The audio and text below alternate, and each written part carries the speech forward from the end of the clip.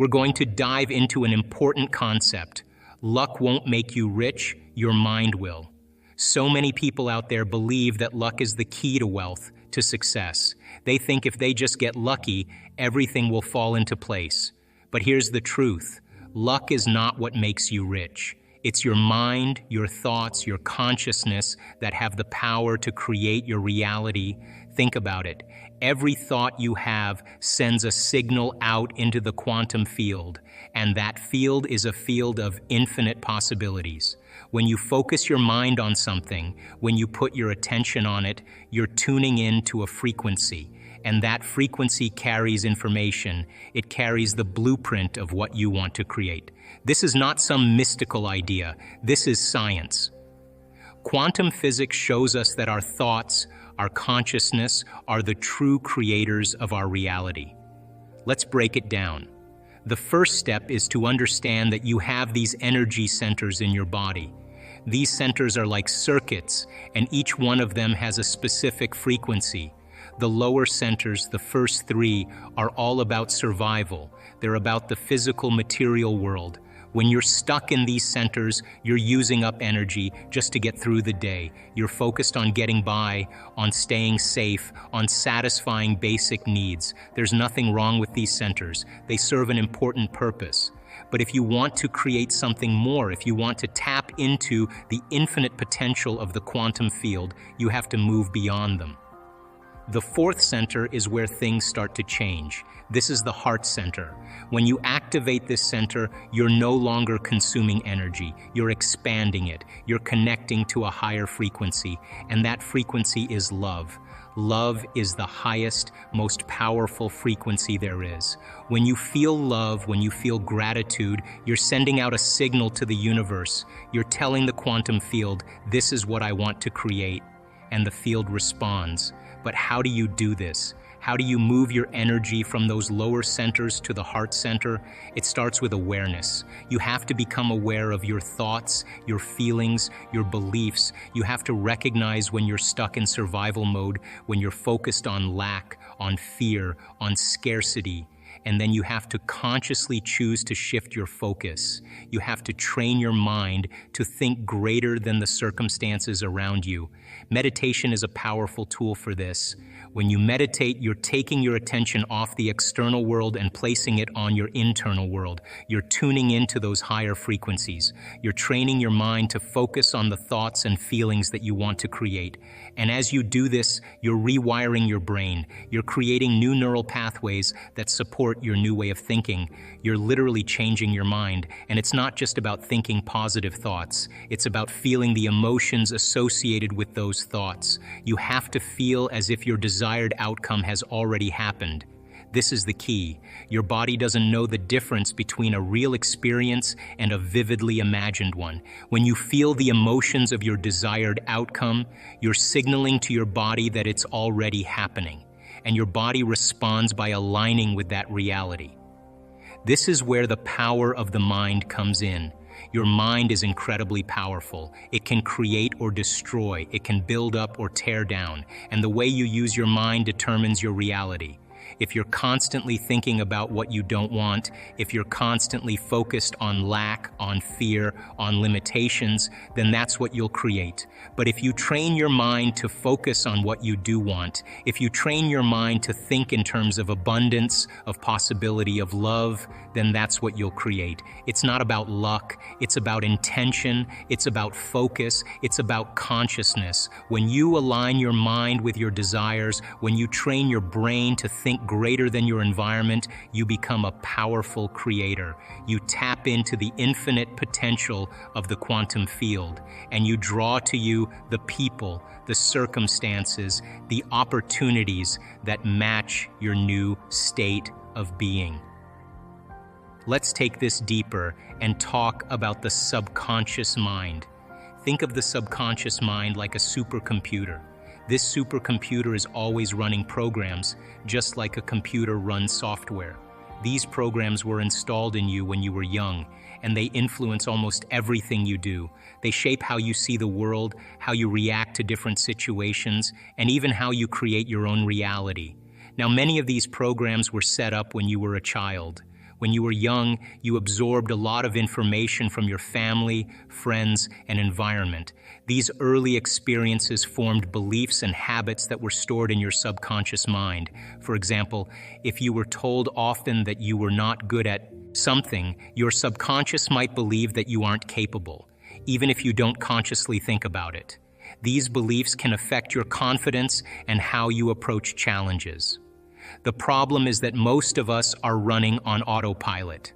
This means that we are not actively thinking about these programs. Instead, they operate automatically in the background, influencing our thoughts and behaviors without us even realizing it. This autopilot mode means that we might react to situations based on these old programs rather than current, conscious choices. For instance, if you find yourself reacting with anger or fear in certain situations, it might be because of these old programs. Maybe as a child, you learned to react with anger when you felt threatened or afraid. Even though you might not be in a threatening situation now, your subconscious mind might still use the same old program, causing you to react the same way. This automatic response can make it hard to change your behavior, even if you want to. These subconscious programs also influence how you create your reality. If your subconscious mind holds beliefs that you can't succeed or that you don't deserve good things, these beliefs can affect the outcomes in your life. Your actions and decisions might be guided by these beliefs, leading you to create experiences that match them. For example, if you believe deep down that you are not worthy of success, you might unconsciously avoid opportunities that could lead to success, reinforcing the belief that you can't succeed. Awareness is key to changing these old programs. If you're not aware of the programs running in your subconscious, it's challenging to change them. That's why self-awareness is so important. By paying attention to your thoughts, feelings, and reactions, you can start to identify patterns that might be coming from your subconscious mind. But here's the good news. You can change those programs. You can reprogram your subconscious mind. It starts with awareness. You have to become aware of the thoughts and beliefs that are running in the background. You have to become aware of how you're thinking, how you're feeling, how you're behaving, and then you have to consciously choose to change them. One powerful way to do this is through affirmations. Affirmations are positive statements that you repeat to yourself, statements that reflect the reality you want to create. When you repeat these statements, you're sending a signal to your subconscious mind. You're telling it, "This is my new reality." And over time, your subconscious mind starts to believe it. It starts to align with it, and as it does, your external reality starts to change. Visualization is another powerful tool. When you visualize your desired outcome, when you see it in your mind's eye, you're creating a new reality. You're signaling to the quantum field, "This is what I want to create," and the field responds. But again, it's not just about seeing it. You have to feel it. You have to feel the emotions associated with that outcome. You have to feel as if it's already happened. And as you do, you're aligning your mind, your body, and your spirit with that new reality. Now, let's talk about coherence. Coherence is when your mind and body are in sync, when your thoughts and feelings are aligned. This is a powerful state to be in. When you're in coherence, you're sending out a clear signal to the universe. You're telling the quantum field, "This is what I want."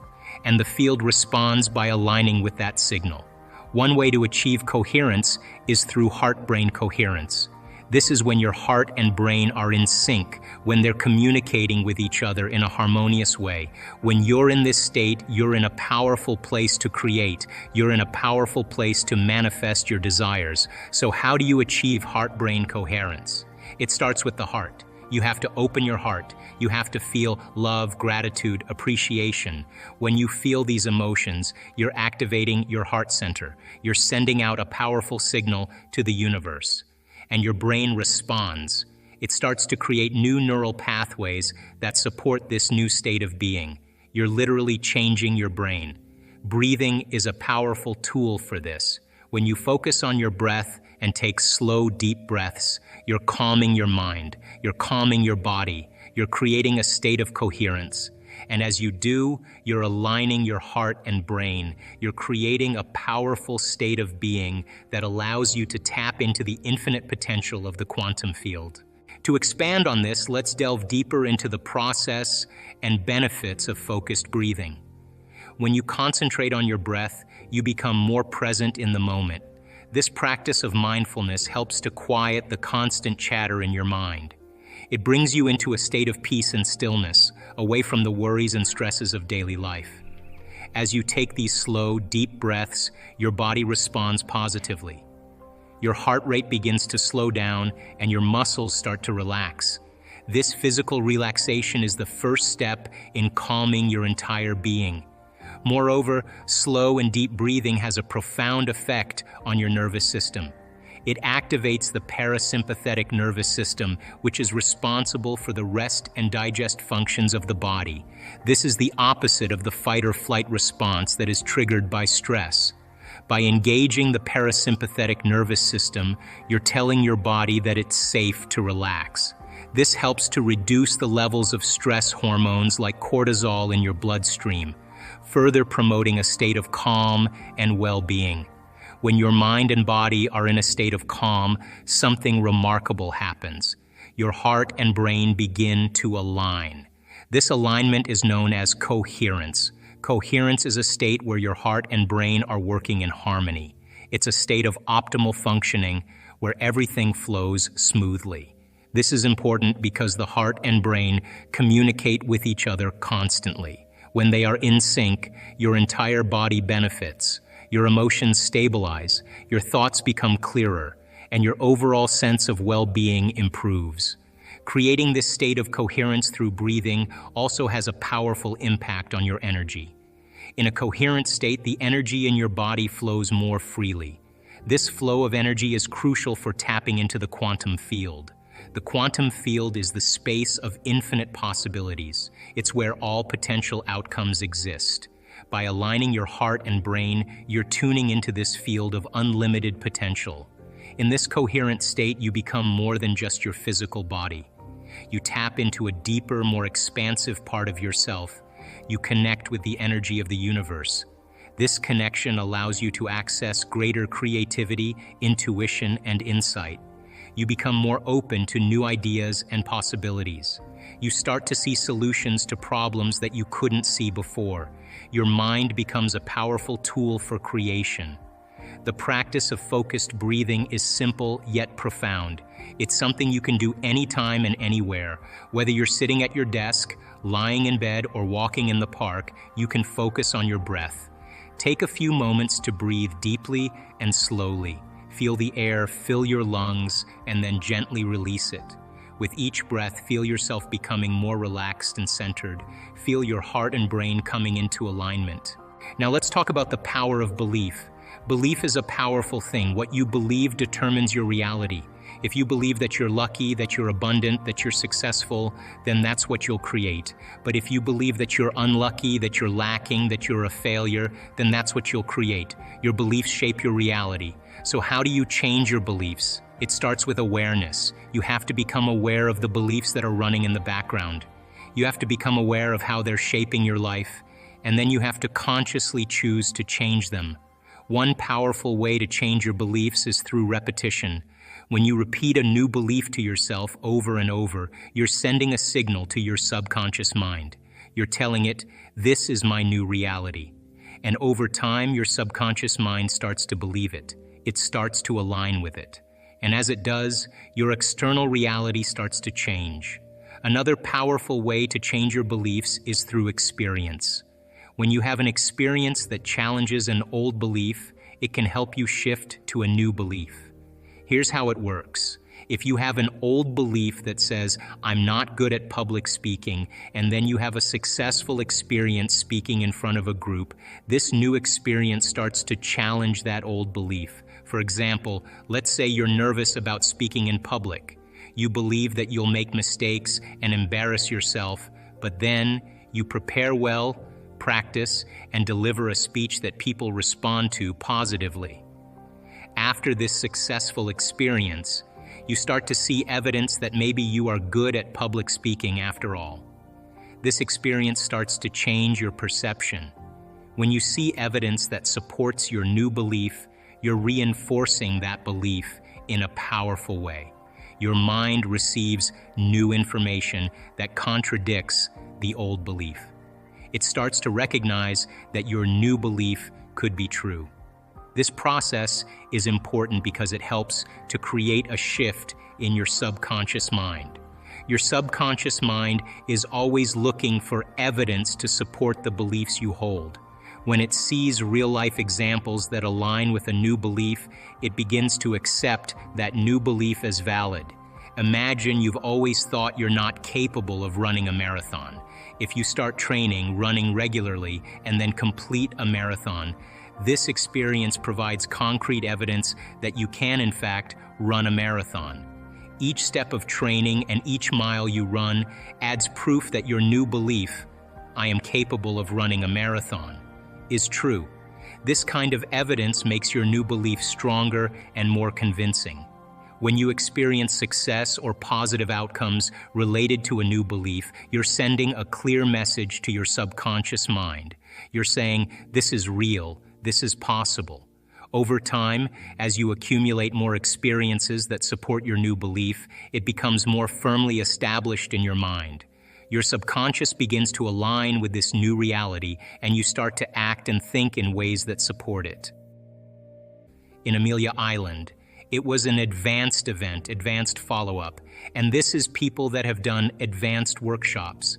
And the event was called Dream Time, that were up from 11 at night till 8 in the morning for the mystical. And if you don't want to do the mystical, don't come, but I'm going to be messing with your sleep, and I stay up the entire night. I'm watching the entire audience, and we're keeping them between worlds, between wakefulness and sleep, in that theta realm. And many people have very profound transcendental experiences while we're doing it. And I was trying to think of a way to explain this to the audience.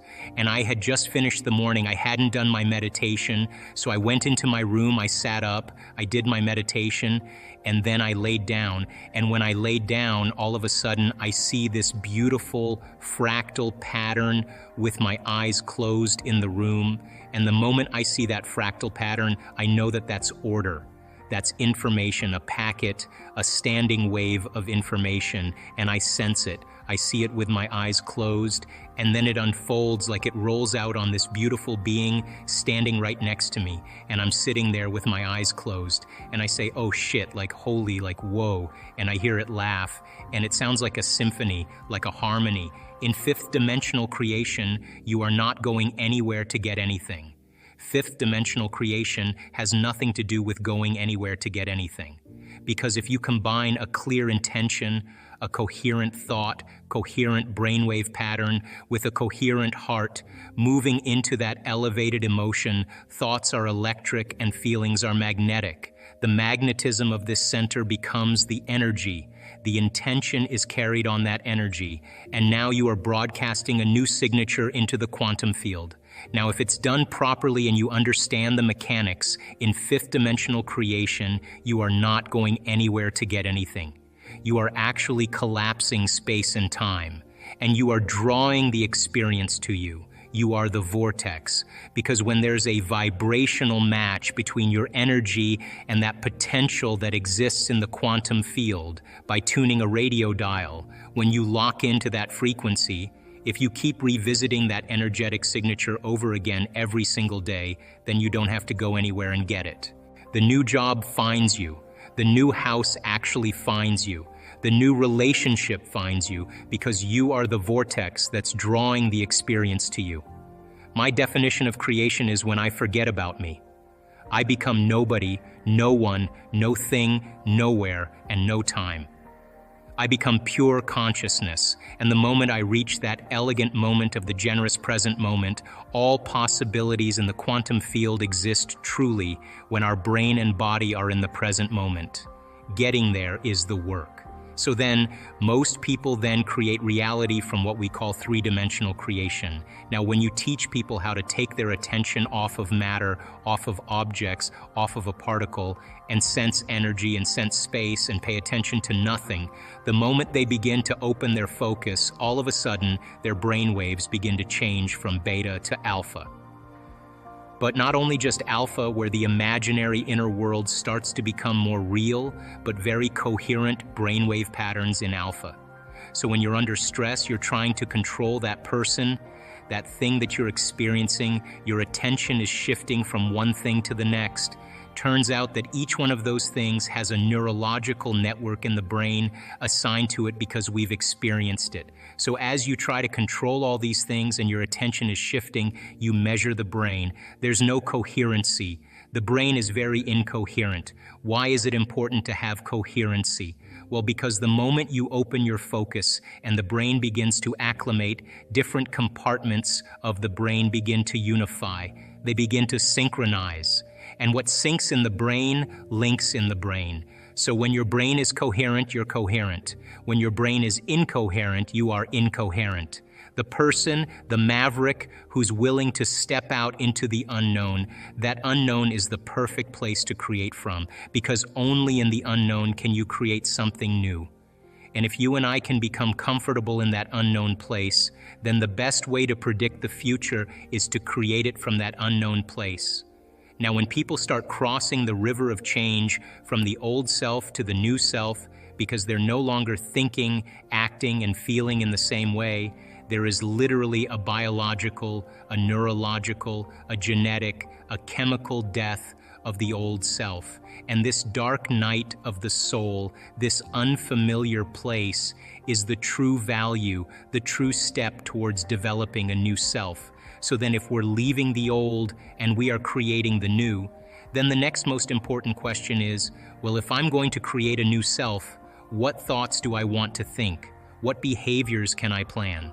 And as you begin to image and rehearse a new way of being, you are changing your brain and body neurologically and biologically. That's the neuroscientific model of mental rehearsal. Most of our thoughts and feelings come from our past experiences. They come from our memories. In fact, your brain is organized to reflect everything you know in your life. Your brain is a record of all the things you've learned and experienced to date. It's an artifact.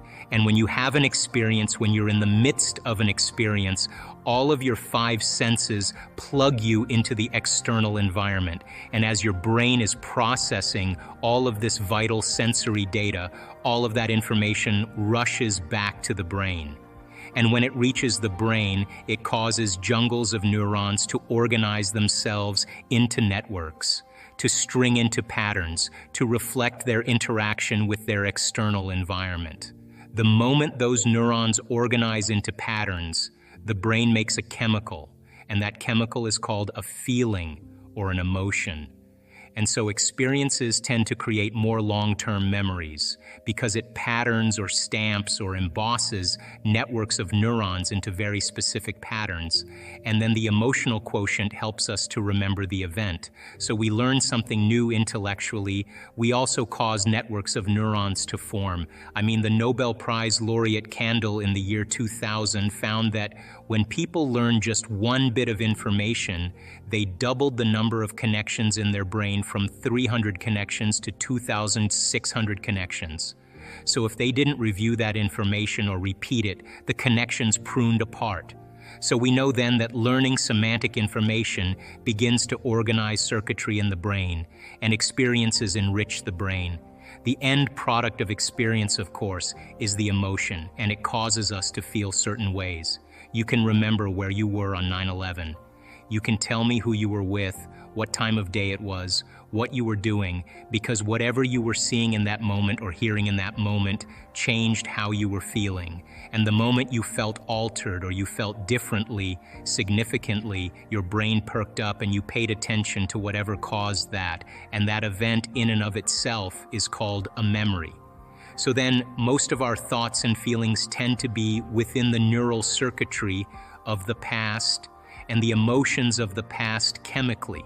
So if you take a thought, Thoughts are the language of the brain, and feelings are the language of the body, and how you think and how you feel creates a state of being. So if you combine a thought and a feeling, a thought and a feeling, a thought and a feeling, and you have a series of good thoughts that are connected to a series of good feelings, that cycle of thinking and feeling creates what's called an attitude.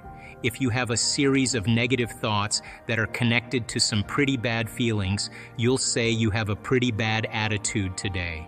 So if how you think and how you feel creates a state of being, your attitudes are just shortened states of being.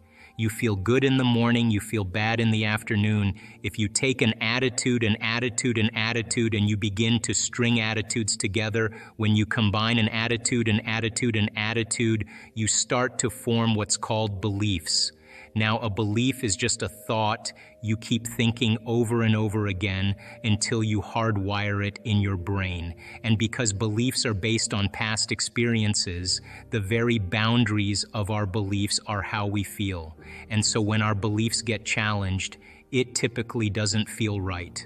I know from the research that we've done that the redundancy of thinking and feeling and thinking over time, for example, a person has an insecure thought, then they feel insecure. The moment they feel insecure, they think more insecure thoughts. They fire and wire more circuits in their brain to feel more chemicals of insecurity, and then once they're feeling insecure, they think more insecure thoughts. And they do this over and over again. The redundancy and the repetition of that cycle over time conditions the body to subconsciously become the mind. Once the body becomes the mind, that's called a habit. It turns out that 95% of who we are by the time we're 35 years old are a set of habituations, unconscious thoughts, unconscious behaviors, unconscious emotional reactions that function like a subconscious computer program. So back to beliefs. An attitude, an attitude, an attitude are shortened states of being, and you combine them together then. Then a belief, then the cycle of thinking and feeling over time creates a subconscious state of being. I don't move past the word visualization because I think it kind of conjures up a little bit too much of a spiritual association. The word that's used in science is called mental rehearsal. In mental rehearsal, there's two types of mental rehearsal. There's what's called internal mental imaging, which means you're in the scene as the first person experiencing it.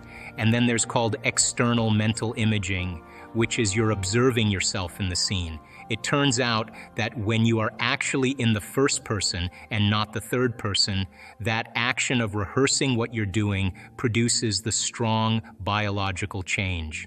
Now let's talk about this. You can take a group of people that have never played the piano before, and you can do a functional brain scan on them, and then you can teach them one-handed scales and chords, and they'll practice those chords 2 hours a day for 5 days. At the end of 5 days, they grow a whole new set of circuits on the opposite side of the brain.